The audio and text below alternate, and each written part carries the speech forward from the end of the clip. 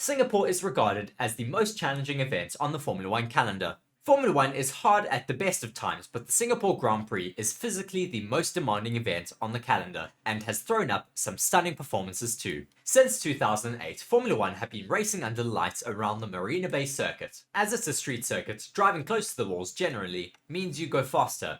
However, it's so easy to go over the limit and end up in that wall. Red Bull remarkably remain unbeaten in 2023, and Max Verstappen is on an unprecedented run of 10 consecutive wins. A major reason for this incredible success, though, is Red Bull's lack of mistakes this season. But if there's one track where they could be caught out, it's Singapore. All the drivers say Singapore is the toughest event of the year due to the heat, humidity, and a demanding track. It's so hot that the driver's cool drink turns into a hot tea after just a few laps in the race. Nico Rosberg, who won the 2016 Singapore Grand Prix, describes the intensity of the toughest race on the calendar. He said, "I would lose 8 pounds, 3.6 kgs of body weight from sweating.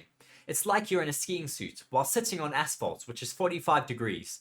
Then you have the petrol right behind you, which is 65 degrees, so it's extremely hot. There's no fresh air coming in, you have the seatbelts really tight and the carbon seat molded to your body, so you can hardly breathe properly. Corner after corner, where you have to hold your breath in corners, you can't breathe when you're cornering. I remember after 10 laps, I would look at the pit board and it would say 50 laps to go, and I'm thinking, I'm done. 10 laps in, and there's 50 to go. It's so horrible, the feeling in the car. It's like you're in a sauna on a spinning bike for 2 hours. Your head is starting to pump within the helmet. Your sweat is dripping down on your eyes and burning. It's incredibly tough." So, Red Bull have won all 14 races in 2023, but have come under pressure on the higher downforce tracks, particularly over one lap. Think back to Monaco, when Verstappen was forced to drive the wheels off of his car to snatch pole from Fernando Alonso, or Hamilton taking top spots in Hungary with a mighty lap. Singapore is all about mechanical grip and traction, two key areas the field are much closer to Red Bull in.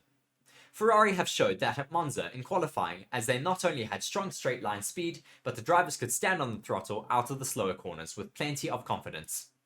Aston Martin should be back on podium contention with their great change of direction and a car that turns very well in the low speed corners. The pole sitter has won 8 of the 13 Singapore Grand Prix, and overtaking is notoriously difficult though. So a spectacular performance from one of the Mercedes, Ferrari or Aston Martin drivers in qualifying, thus giving them track position, might put Red Bull on the back foot. So we'll have to wait and see what does happen here in Singapore this year.